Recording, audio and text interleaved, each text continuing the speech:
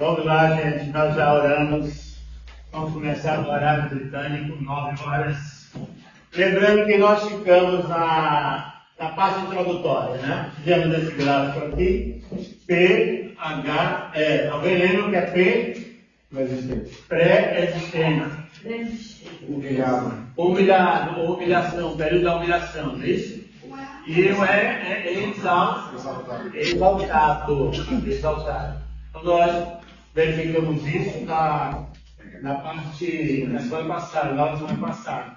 Porque pré-existente, Cristo pré-existente. Eu vou vamos fazer hoje uma aula de perguntas e respostas, dentro do conteúdo, certo? Dentro do conteúdo. Perguntas e respostas. Vamos seguir uma sequência. Lembrando que no livro de João, capítulo 8, 58, nós temos lá dizendo que Jesus já existia antes de Abraão. Então isso é uma confusão tremenda para os Deus. Como ele existia antes de Abraão, do pai Abraão? Então já demonstra aí, João já demonstra a pré-existência de Jesus. Quem está com a pergunta 1, é agora, com a moral.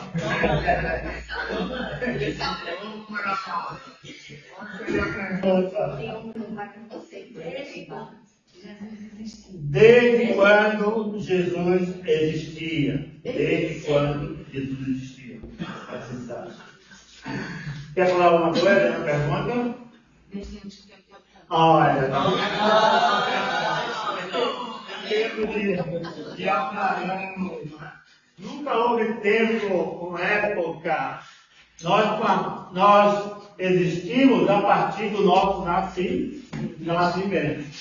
Mas Jesus teve um nascimento biológico, mas ele já existia como Deus.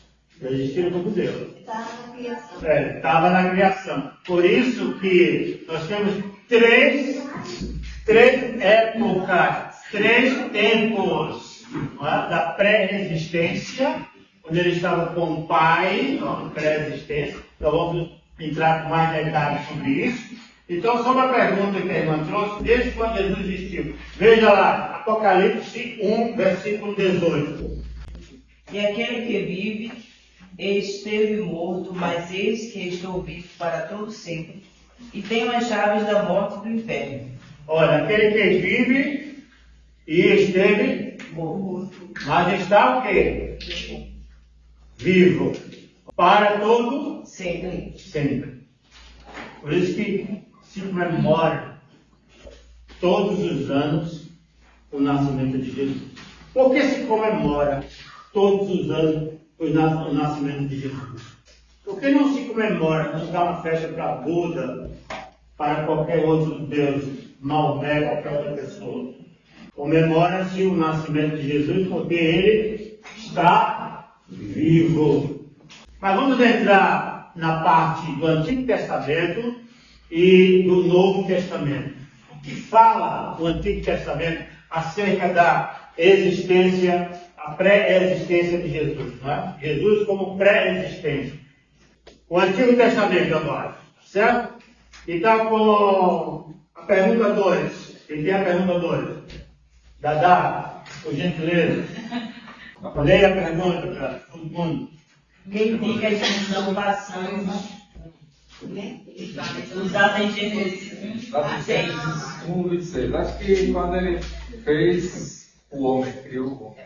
Passamos a nossa imagem de céu. Tá tudo bem, tá?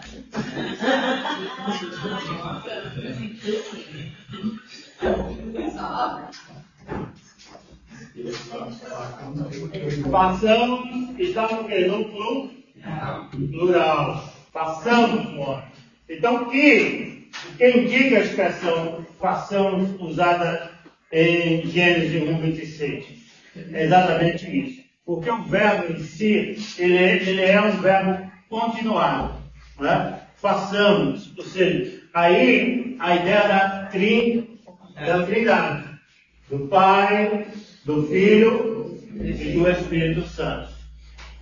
Lembre-se de uma coisa: se Jesus é pré-existente, é porque ele estava também com o Pai. Deus disse que ele fez, mas passamos. Certo? Então, para a pergunta 3. Venha para cá. Ana Maria. Ao mesmo tempo, irmão, enquanto ela está vindo, abra aí, por favor, Isaías 9, versículo 6. Qual o significado da expressão Pai da Eternidade? Pode sentar, mas já veio. Vai aprender mais. Está contribuindo conosco. Então, qual o significado de Pai da Eternidade? Leia aí, vamos entender melhor. Porque o menino nos nasceu, um filho se nos deu, o governo está sobre os seus ombros, e o seu nome será maravilhoso, conselheiro, Deus forte, Pai da eternidade, príncipe. Além dos outros adjetivos atribuídos ao menino, nós temos o que? Pai da eternidade. A eternidade é para sempre. Então, o Antigo Testamento respalda a ideia da pré-existência de Jesus. É inquestionável. Mas dizer, não, Jesus foi um homem qualquer. Não, ele não foi um homem qualquer. Ele foi o maior homem que já existiu neste mundo. Teve um nascimento biológico. Mas por quê? Cada encarnação contada lá em João, quando ele diz, o verbo se fez carne e habitou entre nós. Ou seja, ele deixou todas as prerrogativas divinas para nascer como um homem. Ele veio trazer o homem a Deus. O homem estava longe de Deus. O homem criou uma barreira com o pecado. Como transpor essa barreira? O homem sozinho poderia fazer isso? Não. Então Deus enviou seu Filho unigênito. Ele quebra a barreira e leva o homem de volta à presença do Pai. Então, Pai da eternidade. Desde a criação até o fim dos tempos. O último. Então ele está andando aqui, na linha do tempo. Tá certo? Estamos vendo de acordo com a cristologia em relação ao Antigo Testamento. Vamos lá para aqui, tem a quarta pergunta. Leia, Karine. Como Miqueias 5:2 declara a eternidade de Jesus, porque os profetas se preocuparam em atestar a eternidade de Jesus. Pronto, obrigado. Miqueias 5:2. Leia aí, por favor.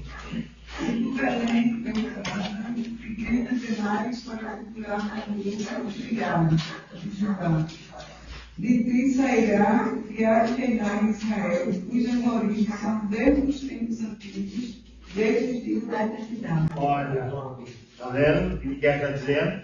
Belém, em Belém. É bom entender uma coisa. Jesus nasceu em Belém, mas foi concebido em Nazaré. Ele sai de Nazaré, a mãe e o pai, para Belém. Para cumprir o quê? Que estava na profecia. Belém de Judá. Então nós temos aqui a confirmação, segundo a visão do Antigo Testamento. Então veja só que a linha do tempo começa na auto-revelação de Deus, a auto-existência de Deus. O homem precisa ter uma existência, mas Deus tem a auto-existência. Ele não depende de outros para existir. Por isso que ele, na Bíblia, no Antigo Testamento, nós usamos muita palavra chamada, no Novo Testamento também, mas no Novo Testamento como unigênito. Mas no Antigo Testamento se usa mais a palavra mesmo numérica, que é um. Deus é um. Por que Deus é um? Quando nós usamos na visão do Antigo Testamento, Deus é um. Porque Ele é único. Veja como é a lógica. Eu tenho um, depois de um vem quem? Dois. Depois do dois? Três. E aí? Então, todos os outros números surgiram a partir do um. Então, ele é um, porque ele deu vida a tudo. Não existe outros antes dele. E nem haverá. Todas as coisas se movem ou se moveram a partir dele. Ele está na pergunta 5. O Novo Testamento corrobora com o Antigo Testamento, na pré-existência de Jesus. Leia, por favor. Porque houve a necessidade do Novo Testamento identificar acerca da pré-existência de Jesus. Por que a necessidade? Obrigado. Por que a necessidade do Novo Testamento explicar acerca da pré-existência de Jesus? Virou tudo. É uma reafirmação ou uma confirmação do que nós vimos no Antigo Testamento. Ora, se o Novo Testamento não fala nada da existência de Cristo, Cristo veio no primeiro século. Então a literatura do Novo Testamento começa a partir do primeiro século. Então é uma continuidade. Então a linha continua. E agora saímos do Antigo e entramos no Novo Testamento. Vejam lá, está aí na revista de vocês, né? João 1, de 1 a 2. Evangelho de João 1, e versículo 2. Ele estava no princípio com Deus, todas as coisas foram feitas por ele, e sem ele nada do que foi feito se fez. No princípio ele estava com Deus. O verbo, depois vai entrar nessa palavrinha verbo, para a gente entender melhor o que significa verbo. Tem um texto aqui que vai falar sobre isso, sobre o verbo. Vamos ficar aí. No princípio, ou seja, antes, né, ele fez todas as coisas. Não diz aí que ele fez todas as coisas? Nada do que foi feito. Sem ele. Ó, tá vendo? Sem ele. Ele fez nada. Então quer dizer que ele estava com o Pai. Então ele estava participando da criação. Veja aí agora João 17, versículos 5 e 24. Evangelho de João, capítulo 17, versículos 5 e 24. Sim, e agora glorifica-me, ó Pai, contigo mesmo, com a glória que eu tive junto a ti, antes que houvesse vida. Só aí. Depois lê o outro, por favor. Antes que existisse o mundo. Essa é a oração sacerdotal de Jesus, capítulo 17. Antes, ele estava com o Pai. Antes que o mundo se formasse lá, ele estava com o Pai. Vê o outro versículo. Pai, a minha vontade é que onde eu estou, seja também comigo, porque os que me deste, para que vejam a minha glória, que eu não feliz, antes da fundação do mundo. Antes da fundação do mundo. Então veja a preocupação também do Novo Testamento em ratificar a pré-existência de Jesus. Não é?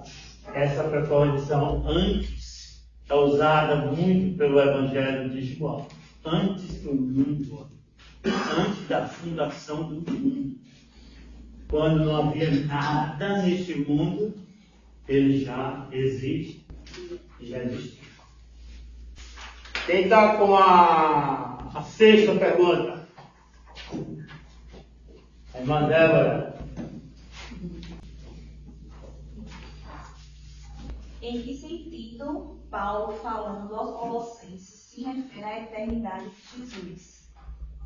Em que sentido Paulo, falando aos Colossenses, se refere à eternidade de Jesus? Ok. Obrigado, irmã. Perceba que a gente está Na sequência da revista, viu? Não é isso? Na sequência. Então vamos lá. Por que Paulo? Vamos para Colossenses 1,17. O que aqui diz Colossenses 1,17? Ele é antes de todas as coisas. Nele tudo subsiste. Ele é antes de todas as coisas. E todas as coisas subsistem por causa dele. Não é? Porque havia uma heresia nesse período do primeiro século, uma heresia dizendo que Jesus não era suficiente nem filho. Então, nesse texto de Colossenses, se está certo, é porque o pessoal, ele cresceram no meu padrão, e eles quiseram adicionar Cristo como mais um Deus, né? E ele quer falar Colossenses como a supremacia de Cristo, e ele era suficiente, ele já existia. É uma corrente chamada gnosticismo, vem de gnoses, conhecimento. Né? Gnose é conhecimento. Então, o gnosticismo é um movimento, né? E, inclusive, alguns teólogos vão dizer que o livro de João e a carta de João e Colossenses, Paulo escreveu para combater essa heresia. Veja só, porque a ideia é dizer o seguinte: Jesus é uma partícula de Deus. Uma partícula de Deus. Por quê? Porque eles acreditavam que tudo é Deus. Tudo é Deus. Por exemplo, uma cadeira é Deus. A chuva também é Deus. As árvores, Deus. Isso se chama de uma corrente chamada aqui, panteísmo.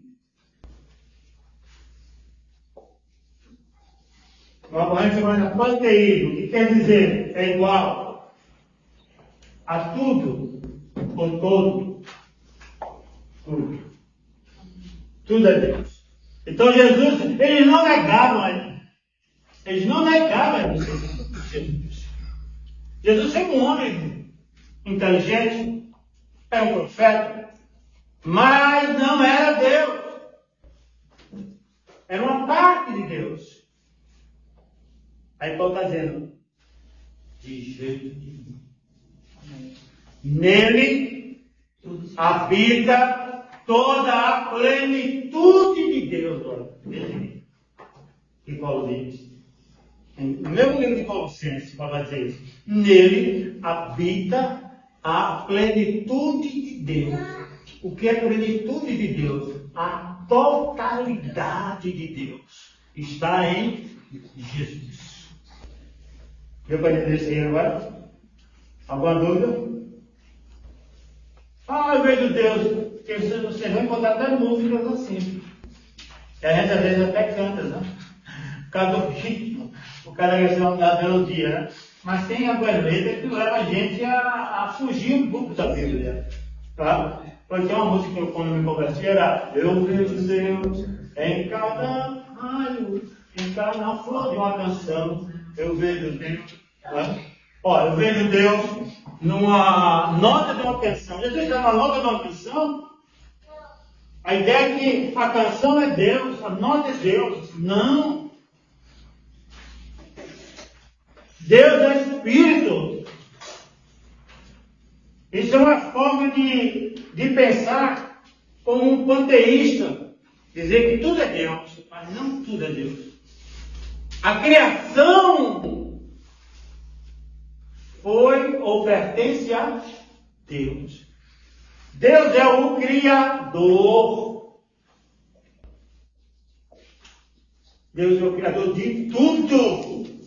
Aí sim. Deus é o Criador das árvores, da água, do ar, do homem, da mulher, da criança. Ele é o Criador. Mas tudo não é Deus. Ok? Nele tudo subsiste. Só há existência a partir dele, não do nada, mas a partir dele. Tudo existe a partir dele.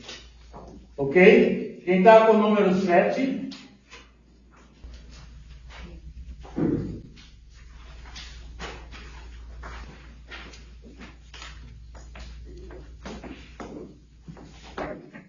Explique Hebreus 7, versículo 3. Quando o autor fala em Melquisedeque e ao mesmo tempo se refere à eternidade pré-existente de Jesus. Melquisedeque era um sacerdote na época de Abraão. É interessante que o livro de Hebreus, ele não dá a Jesus que Jesus começou a partir do sumo sacerdote, da hierarquia judaica, mas já começou com Melquisedeque. Não é? Porque há uma semelhança com Cristo. Porque a ideia judaica é de tipologia. Não é? É um tipo. Por exemplo, eu posso dizer que José é um tipo de Jesus.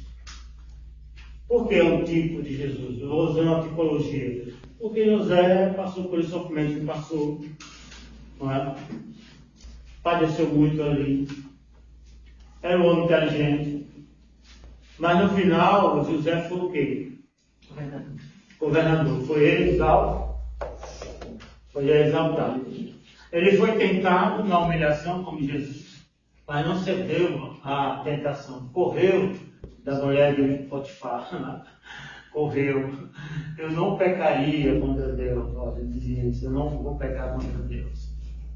Então, é um tipo, ou seja, que já projetava para o Novo Testamento como seria a vida do Messias. Deu para entender essa questão de tipologia? Então, a gente tem que muitas vezes entender o Antigo Testamento. Mas, não, ele não é. É um tipo. Há uma mensagem. Ele não tem a pré-existência. A pré-existência. Melquisedeque não teve a pré-existência de Jesus. Tá? Mas o texto vai falar muito mais do tipo que Jesus é pré-existente. Ok? Vamos lá, quem tem a 8ª pergunta. Por que Jesus sentiu necessidade de se referir à própria pré-existência, conforme nos atesta Apocalipse? Acho que tem a ver com esse ômega, né? O alfa e o ômega. E o ômega em si, muito bem. Vamos lá. Entrar um pouquinho sobre o que está dizendo. Apocalipse, capítulo 22, 13. Veja aí na revista, você menciona isso. Apocalipse 22, 13. Eu sou o alfa e o ômega, o primeiro e o último, o princípio. Alfa, primeiro e princípio. São 3 palavras principais aqui, tá? O alfa,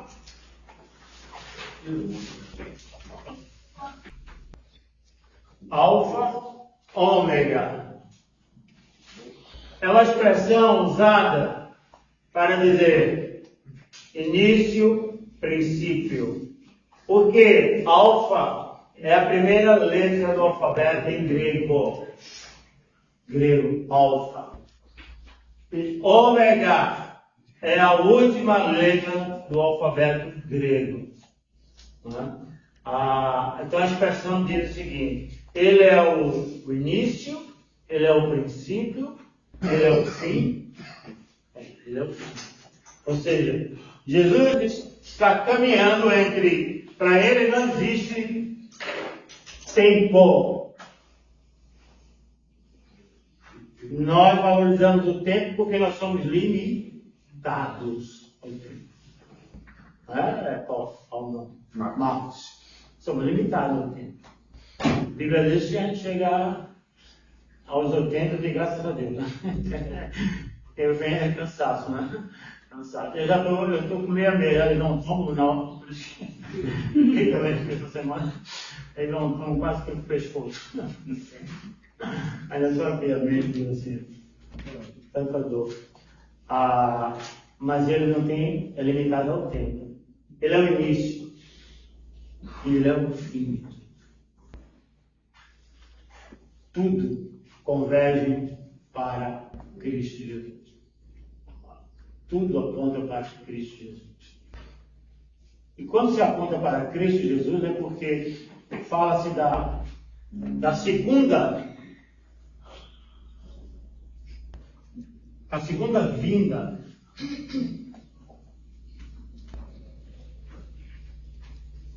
de Jesus.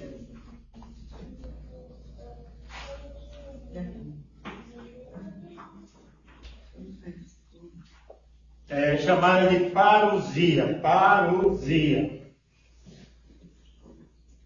E é a segunda vinda de Jesus. Parousia. Ele vai voltar, porque a história nossa não é cíclica. A história cristã ela é linear. Isso vai acontecer. Aconteceu na revelação de Deus, dos profetas, através de Jesus, a peregrinação, e ele vai voltar.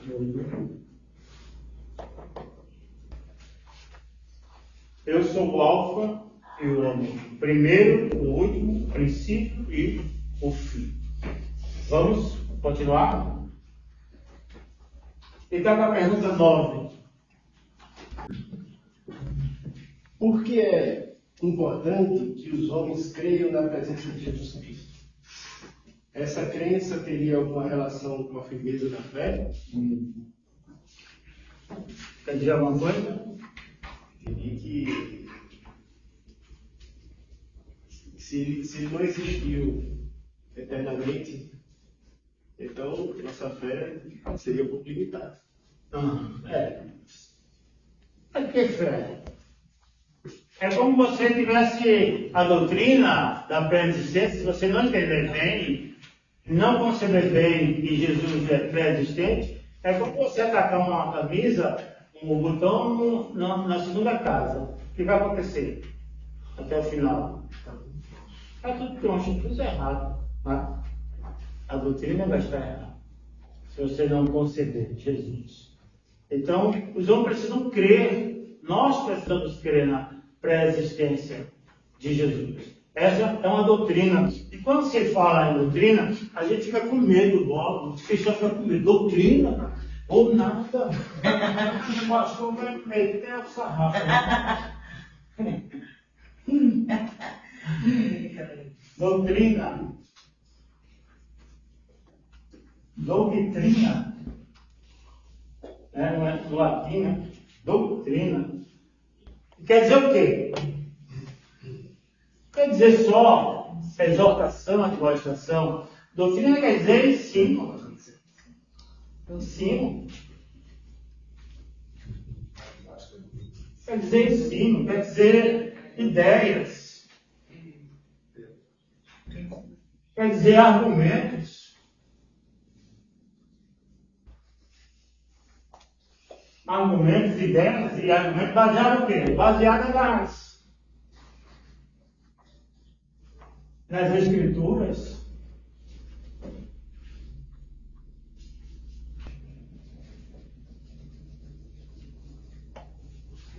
As Escrituras. Então isso é doutrina. Doutrina e ensinamento. A doutrina é a chamada a espinha, não tem a espinha dorsal, né? Que sustenta, né, todo o corpo, né? Ó, tem gente que é assim, né? Isso quer dizer que está com problema, né? Tem que fazer exercício para puxar. De vez em quando o professor diz, puxa um pouquinho, mas está doendo, não, mas tem que andar, E a gente sofre. Por quê? A doutrina é isso. A doutrina é ensinamento, é conhecimento. Mas não é apenas teorização, mas é a prática também. Não adianta você ter todo o conhecimento e não praticar o conhecimento. Eu vi um ditado assim, que existem 3 tipos de pessoas. É o que não sabe e não pergunta. Ó, não sabe, não pergunta. A gente não sabe, tem que perguntar. Aquele sabe, mas não ensina, ó, não compartilha, né? E aquele que ensina e não vive. Tá? Esse é o pior que tem, né? Ensina e não vive. Então eles faleceram. Eles diziam, olha, deixam, dizendo tudo certinho, mas não faz questão por mim. Porque não adianta. Não sigam suas pisadas. Então a gente precisa perguntar, a gente precisa ensinar e a gente precisa também praticar. Certo? Praticar. Então só faz isso através de uma igreja que conhece a palavra, é doutrinada na palavra. A base é a palavra. Não é a base a doutrina dos homens, mas a doutrina de Deus. 9. Vamos que tem a 10. Como se pode entender a palavra de João no seu Evangelho, capítulo 1, versículo 1, quando fala sobre o verbo? Sobre o verbo. Ó, pronto, João. Aí agora o verbo, né? A pergunta foi, como se pode entender a palavra de João no seu Evangelho, capítulo 1, versículo 1, quando fala do verbo?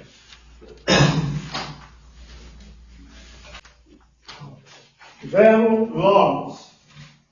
Em João, capítulo 1, versículo 1, nós temos aí, o que é que diz? No princípio era o verbo, e o verbo estava com Deus, e o verbo era assim. Ó, no princípio era o verbo, e o verbo era Estava com Deus, e o verbo E o verbo era o verbo. Em algumas traduções, nós vamos encontrar palavra. É isso? No princípio era palavra. A ideia que se aproxima mais do original é palavra, em vez de verbo. A maioria dos Almeida usa verbo, há outras traduções usam palavra. E talvez ele até mesmo já fez correções, né, nas edições dele para palavra. Logos. Porque logos, como palavra, logos foi atribuído a Jesus. Né? Teve um cidadão chamado, está aí na revista, uma história, identifica aí, né? Uma história que fala sobre Heráclito, não é isso? Heráclito. O que Heráclito dizia? Diga aí para gente. Quem leu a revista? É para estudar, gente, em casa, viu? Os versículos, ler os versículos. Se não for assim, não vai adiantar, não. Porque o que eu estou dizendo aqui é algumas revisões, e o que eu disser aqui, se você não ler e não estudar, você vai perder tudo isso, né? Então, o que é que diz sobre Heráclito? Ele dizia que Logos, ele diria, no mundo há um raciocínio, uma mente operando. Essa mente é a mente de Deus, o Logos de Deus. E é esse Logos que faz do mundo um corpo ordenado e não caos.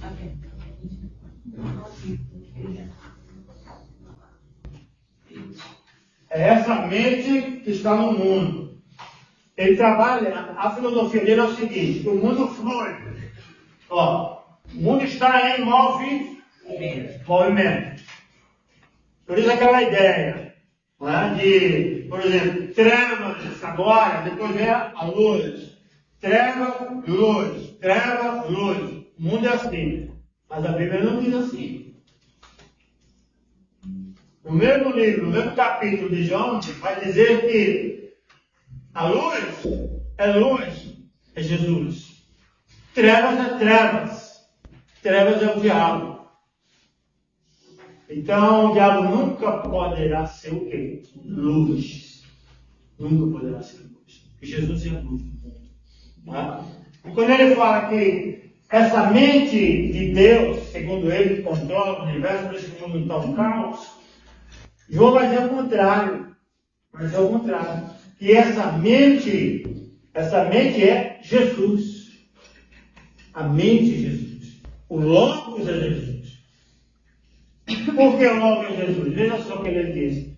Essa mente está no mundo, em movimento, conforme ele. Mas Jesus Cristo, ele como o Logos, ele é o quê? A palavra criadora. Ele não só apenas é a mente de Deus. Ele é Deus. Veja o que o versículo diz aí, primeiro. Ele não é apenas a mente, conforme a Heráclito está dizendo aqui. Mas ele é Deus. Leia de novo aí. No princípio era o Verbo, e o Verbo estava com Deus. E o Verbo era Deus. Ó, era Deus.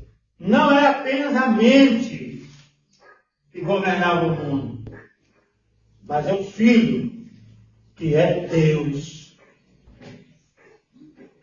Esse filósofo é interessante. Ele falava sobre... Ele tinha uma frase, várias frases, uma das frases mais conhecidas desse filósofo, é que ele dizia: ninguém toma banho 2 vezes no mesmo rio.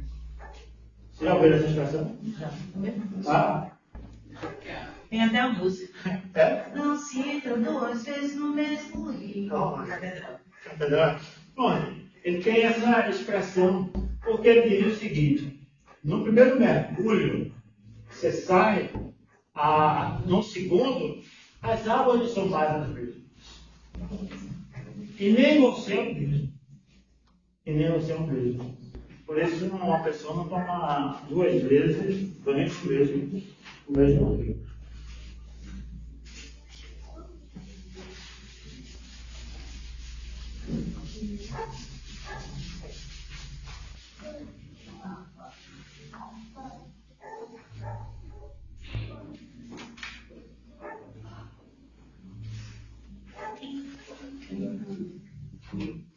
Achamos o nome, falta 1 minuto só.